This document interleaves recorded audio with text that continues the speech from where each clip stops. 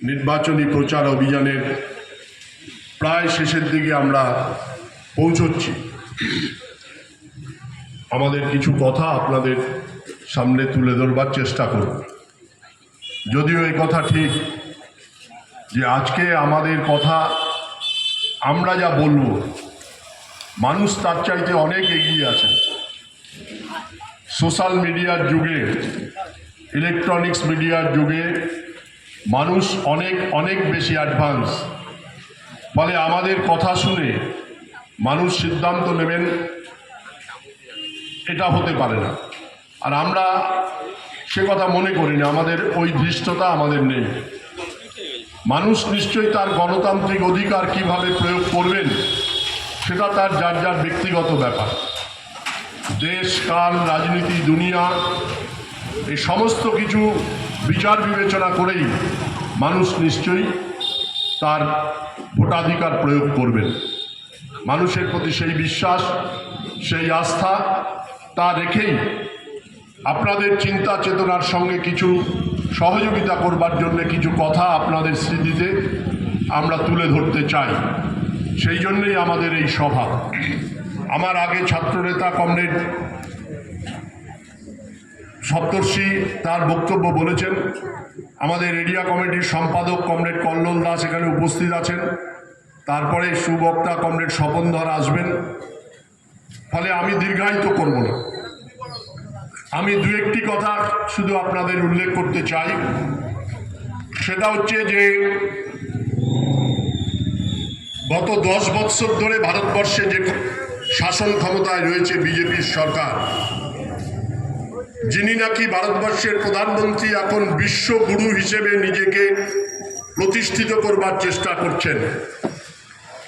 আর একটা বিষয় মানুষের মধ্যে প্রচারের চেষ্টা হচ্ছে যে ওর মতো সাধু পুরুষ ভারতবর্ষে আর দ্বিতীয় কেউ নেই। মোহন ভাগবতের যোগ্যতম শিষ্য, RSS এর যোগ্যতম সন্তান, বিশ্বগুরু নরেন্দ্র মোদী দুবার সরকার তৈরি করেছে, তৃতীয়বারের জন্য তাকে সুযোগ দেওয়া হোক। প্রথমবারের এজেন্ডাই ছিল দুর্নীতিমুক্ত ভারতবর্ষ, গরিব খেটে খাওয়া মানুষের পাশে দাঁড়ানো, 2 কোটি বেকারের চাকরি, সমাজের আমূল পরিবর্তন। স্বাধীনতার পরে এই প্রথম একজন প্রধানমন্ত্রী যা করে দেখাতে পারে, এই প্রতিশ্রুতি দিয়েই মানুষের মধ্যে ক্ষমতায় এসেছিল 2014 সালে। মানুষ অনেক আশা করেছিলেন। 414 টাকার গ্যাস 839 টাকায় কিনছেন। সম্প্রতি 200 টাকা দাম কমিয়েছে। এই নির্বাচনে জিতলে পরে, আবার ক্ষমতায় এলে পরে এই গ্যাসের দাম 1200 থেকে 1400 টাকায় আপনাকে কিনতে হবে। আগামী জুলাই মাস থেকে এই গ্যারান্টি মোটামুটি আমি আপনাদের কাছে দিয়ে যেতে পারি। প্রতিদিন টিভি খুললে সিরিয়াল দেখতে দেখতে দেখছেন মা বোনেদের দিয়ে বলানো হচ্ছে ইলেকট্রিসিটির গ্যারান্টি, গ্যাসের গ্যারান্টি, এই সমস্ত নানান গ্যারান্টির কথা মানুষকে বলা হচ্ছে। অথচ বিগত 10 বৎসরে মানুষের প্রতি যে গ্যারান্টি তৈরি করেছিল স্বাধীনতার পর থেকে সমস্ত সরকারগুলো, সেই গ্যারান্টিগুলো আজকে আর কোনো গ্যারান্টিতে থাকছে না। তার কারণ 414 টাকার গ্যাস 839 টাকা, আর কেউ কেউ ভর্তুকি পাচ্ছেন 19 টাকা 78 পয়সা বা 19 টাকা 28 পয়সা আপনার ব্যাংকে ক্রেডিট হচ্ছে, কেউ কেউ সেটা পাচ্ছেন। 14 কোটি ওপরে উজ্জ্বলা গ্যাস বিনা পয়সায় দেবার জন্য নরেন্দ্র মোদী ঘোষণা করেছিলেন। সেই গ্যাস জ্বালাবার মতো ক্ষমতা নেই ভারতবর্ষের ওই 14 কোটির মধ্যে অর্ধেক মানুষের। তাই তারা গ্যাস নিতে পারছেন না। তার কারণ গ্যাস জ্বালাতে গেলে তার উপর ভাত রান্না করতে হবে, তার উপর ডাল রান্না করতে হবে। সেই ভাত, ডাল, তরকারি রান্না করার মতো অর্থের সংস্থান ভারতবর্ষের বেশিরভাগ মানুষের নেই। বিগত 10 বৎসরে নরেন্দ্র মোদীর জামানায় কেমন আছেন নরেন্দ্র মোদীর জামানায় ভারতবর্ষের মানুষ? যারা এই নির্বাচনে বলছেন যে আর যাই হোক দিল্লিতে মোদী থাক, দিল্লিতে সিপিএম সরকার করতে পারবে না, দিল্লিতে মোদিরাই সরকার করবে, ফলে সিপিএমকে ভোট দিও না। আমরা বছরের পর বছর দিল্লিতে এমপি আমাদের ছিল, আমরা সরকারকে বাইরে থেকে সমর্থন করেছি, আমরা সরকারে অংশগ্রহণ করিনি। 2004 সালে যখন 61 জন এমপি নিয়ে আমরা দিল্লিতে সংসদে সমর্থন করেছি, তখন আমাদের কাছে মন্ত্রিত্বের হাতছানি ছিল, উপপ্রধানমন্ত্রীর কথা ছিল, কিন্তু আমরা গ্রহণ না করে বলেছিলাম কমন মিনিমাম প্রোগ্রাম, অর্থাৎ অভিন্ন ন্যূনতম কর্মসূচি যা মানুষের জন্য করতে হবে, যার ফল হচ্ছে 100 দিনের কাজের গ্যারান্টি। এবং 100 দিনের কাজ আমরা সেই সময় ইউপিএ গভর্নমেন্টকে দিয়ে করাতে পেরেছিলাম। এই গ্যারান্টি বামপন্থীরা বাইরে থেকে সমর্থন করে ভারতবর্ষের মানুষকে দিতে পেরেছিল। আর 14 সালের পর থেকে 2024 সাল পর্যন্ত মানুষের অবস্থা কোন জায়গায় গিয়ে ঠেকেছে। আজকে মোদিজি কি বলবেন? ইলেকট্রাল বন্ডের কথা শুনছিলেন, হাজার হাজার কোটি কোটি টাকা ইলেকট্রাল বন্ডের মাধ্যমে বিজেপি নিয়েছে। সতীত্বের ভাবমূর্তি, এক বিশ্বগুরুর ভাবমূর্তি, সাধু পুরুষ আর আমাদের রাজ্যের সততার প্রতীক। এই মিলেমিশে একাকার ভারতবর্ষ আমাদের পশ্চিমবঙ্গ। মানুষ কোন জায়গায় আছেন আজকে? মানুষ কিভাবে দেখছেন? বলছেন ডিজিটাল ইন্ডিয়া, ভারতবর্ষ এগিয়ে চলেছে ডিজিটাল ইন্ডিয়া। হাতে হাতে মুঠোফোন, মোবাইল ফোন, প্রত্যেক মানুষের আজকে অপরিহার্য এই মোবাইল ফোন। আপনি আপনার সন্তানকে স্কুলে ভর্তি করতে যাবেন, অনলাইন ক্লাস হয়, বিশেষত এই কোভিডের পরে আপনাকে মোবাইল ফোন ব্যবহার করতে হবে। আপনি রেশন দোকানে যাবেন, আপনার মোবাইল ফোন চাই। আপনি ব্যাংকে অ্যাকাউন্ট করবেন, আপনার সেখানে মোবাইল নাম্বার চাই। আপনার আধার কার্ডের সঙ্গে মোবাইল লিঙ্ক করতে হবে। মোবাইল আজকে এসেনশিয়াল। এই বিশ্বগুরু যখন ক্ষমতায় এসেছিল তখন মোবাইলের রিচার্জ কত ছিল? 45 টাকা, মনে আছে সকলের? তার আগে 39 টাকা, তারপরে 99 টাকা। আর আজকে সেই মোবাইল রিচার্জ আপনাকে করতে হচ্ছে 199 টাকা দিয়ে। কেমন আছেন ভারতবর্ষের মানুষ? 199 টাকায় মোবাইল রিচার্জ।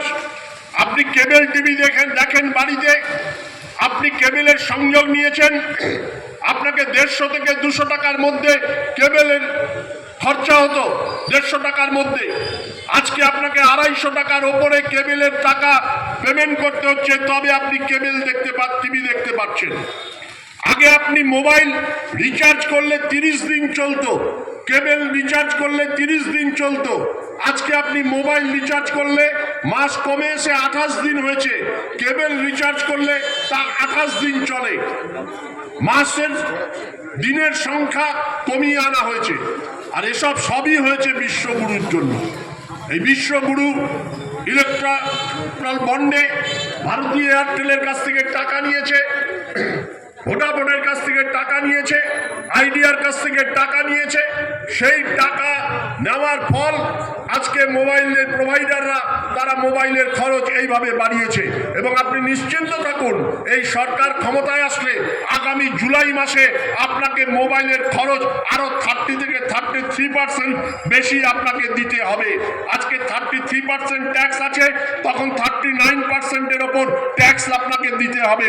মোবাইলের খরচ, গ্যাসের দাম বাড়লো বলে যদি এই সরকার ক্ষমতায় আসে, আপনি কোন পথে হাঁটবেন? আর যারা ভাবছেন যে মোদি গভর্নমেন্ট তারা মানুষকে সুশাসন, ভারতবর্ষের মানুষকে একেবারে স্বপ্নের দেশে বাস করাবেন, তারা 10 বছরের অভিজ্ঞতায় যদি এটা না বোঝেন যে আজকে 1 কিলো আটা আপনাকে 40 টাকা দিয়ে কিনতে হচ্ছে, 1 কিলো আলু আপনাকে 28 টাকা দিয়ে 30 টাকা দিয়ে কিনতে হচ্ছে। প্রতিদিন জিনিসের দাম বাজারে কিভাবে বাড়ছে, সাধারণ খুচরো মার্কেট উঠে যাচ্ছে, বাজারে পাড়ায় দোকান আজকে থাকছে না। জিও মার্ট থেকে আরম্ভ করে বড় বড় দোকান সব তৈরি হয়েছে, যেখান থেকে অনলাইনে আপনি জিনিসপত্র কেনাকাটা করতে পারছেন। আর পাড়ার রিটেলাররা, সেই রিটেলাররা আজকে ধুকে মরছে। আজকে বেকারিত্বের এই জ্বালা, 2 কোটি বছরে বেকারের চাকরির প্রতিশ্রুতি, 25 বছরের ভোটারদের নিয়ে নরেন্দ্র মোদী 14 সালে যে ভোট করে যে প্রচার করেছিলেন, যে বক্তব্য বলেছিলেন, তা কার্যকরী না করা, ভারতবর্ষের রাষ্ট্রায়ত্ত শিল্প তা সমস্ত বন্ধ করে দেওয়া, 26টা ন্যাশনালাইজ ব্যাংক, সেই ব্যাংককে মার্জ করিয়ে 12টা ব্যাংকে করে পরিণত করা, যাতে লক্ষ লক্ষ ব্যাংক শ্রমিক বেকার হয়ে যাওয়া, ব্যাংকের নতুন কোনো রিক্রুটমেন্ট না হওয়া, পোস্ট অ্যান্ড টেলিগ্রাফের মতো সংস্থা টেলিকমিউনিকেশন সিস্টেমকে যারা ওই টেলিকমিউনিকেশনে আছেন তারা জানেন, সম্পূর্ণ বেসরকারীকরণ করা। এয়ারটেল ভারত এর মতো সংস্থা, ভোডাফোনের মতো সংস্থা যারা এখন 5G চালাচ্ছে, আর পশ্চিমবাংলা ভারতবর্ষের বিএসএনএল তারা এখনো 4G ইন্ট্রোডিউস করতে পারেনি। আগামী জুলাইয়ের পরে নাকি তারা 4G ইন্ট্রোডিউস করবে। এর মানেটা কি? ভারতী এয়ারটেল ভোডাফোন ব্যবসা করছে, কোটি কোটি টাকা দিচ্ছে, আর বিএসএনএল শুকিয়ে মরছে। বিএসএনএল রাষ্ট্রায়ত্ত সংস্থা। আমার দেশের ভেল, ভারত হেভি ইলেকট্রিক্যাল, চিত্তরঞ্জন লোকোমোটিভ, আমার দেশের রেল, বার্ন, ব্রেথওয়েট, যেসব এই সমস্ত ন্যাশনালাইজ কোম্পানিগুলো আজকে ধুঁকছে অথবা বন্ধ হয়ে গেছে। রেল ইঞ্জিনের বরাত চিত্তরঞ্জন লোকোমোটিভকে দেওয়া হচ্ছে না, বিদেশে চলে যাচ্ছে তার বরাত। রেলের মতো সংস্থা তার রেল লাইন থেকে আরম্ভ করে, রেলের প্ল্যাটফর্ম থেকে আরম্ভ করে, টিকিট কাউন্টার থেকে আরম্ভ করে সমস্ত কিছু বেসরকারীকরণ করে দিচ্ছে। তাহলে ভারতবর্ষের বেকার যুবকদের চাকরিটা কোথায় হবে, কোন জায়গায় হবে? আজকে কিছু মানুষ ওই ডিজিটাল ইন্ডিয়ার সৌজন্যে যাদের কিছু ইনকাম আছে, যারা এখনো পর্যন্ত স্টাবলিশড, তারা মনে করছেন যে তাদের এই স্টাবলিশমেন্টটা চিরদিন থাকবে। 2020 সালে সারা বিশ্ব জুড়ে যখন করোনা, সেই করোনার সময় আপনারা জানেন 20 সালের 23শে মার্চ একতরফাভাবে লকডাউন ঘোষণা করেছিল নরেন্দ্র মোদী সারা দেশে, এবং সেই লকডাউনের ফল কি হয়েছে আপনারা জানেন। করোনার সময় আমরা একবিংশ শতাব্দীতে এগোচ্ছি, আর মোদী লকডাউন ঘোষণা করলো আর বলল তালিয়া বাজাও, থালিয়া বাজাও, দিয়া জ্বালাও। অর্থাৎ আপনি থালা বাজান, তালি করে বাজান, আর আপনি দিয়া জ্বালান, মোমবাতি জ্বালালেই নাকি করোনা চলে যাবে। ভারতবর্ষের মানুষ একবিংশ শতাব্দীর দিকে এগিয়ে চলেছে। 5.5 লক্ষ মানুষ করোনায় মারা গেল শুধু হিসেবে। গঙ্গা ভাগীরথী দিয়ে হাজার হাজার লাশ বয়ে গেছে, যার কোনো হিসেব নেই। 23শে মার্চ লকডাউনের পরে ভারতবর্ষের মানুষের মুখের গ্লাস কেড়ে নিয়েছে একতরফাভাবে লকডাউন ঘোষণা করে। লক্ষ লক্ষ পরিযায়ী শ্রমিক রাস্তায় বসে গেছে, রেল স্টেশনে বসে গেছে, মাইলের পর মাইল শিশুদের হাত ধরে মহিলারা হেঁটে বেড়াচ্ছে। রিক্সা শ্রমিক, অটো শ্রমিক, বাস চালক, গরিব গুরব সাধারণ মানুষ পরের দিন সকালবেলা কি খাবে তার কোনো গ্যারান্টি নেই, তার কোনো গ্যারান্টি মোদী সরকার দিতে পারেনি। আমরা সেদিন দাঁড়িয়ে বলেছিলাম যে 7,500 টাকা করে প্রতিটা পরিবার পিছু দেওয়া হোক, যাদেরকে এই ক্ষতিপূরণ এবং করোনার সময় তারা যাতে খেয়ে পড়ে বাঁচতে পারে। আমরা আমাদের সাধ্যমতো রেড ভলেন্টিয়াররা আপনাদের কাছে গেছে, অক্সিজেন সিলিন্ডার কাঁধে করে নিয়ে আপনাদের কাছে গেছে, অক্সিমিটার নিয়ে আপনাদের কাছে গেছে, আর আপনাদের সাহায্য নিয়ে যার যতটুকু দেওয়ার ক্ষমতা আছে ততটুকু নিয়ে সহ নাগরিকদের পাশে আমরা দাঁড়াবার চেষ্টা করেছি। এই অঞ্চলের বুকেও আমরা দাঁড়াবার চেষ্টা করেছি। মানুষের কাছে অন্তত রিক্সা শ্রমিক, অটো শ্রমিক, বাস শ্রমিক, তাদের পাশে আমাদের সাধ্যমতো সাহায্য নিয়ে আমরা যাবার চেষ্টা করেছি। সেদিন কোনো তৃণমূল কংগ্রেসকে খুঁজে পাননি এই অঞ্চলের মানুষ। সেই পরিষেবা দেবার জন্যে তৃণমূল কংগ্রেসকে সেদিন এই অঞ্চলের মানুষ খুঁজে পাননি। বামপন্থী বাচ্চা বাচ্চা ছেলে মেয়েগুলো, এসআইআই ছেলে মেয়েগুলো রেড ভলেন্টিয়ার হিসেবে কাজ করেছে।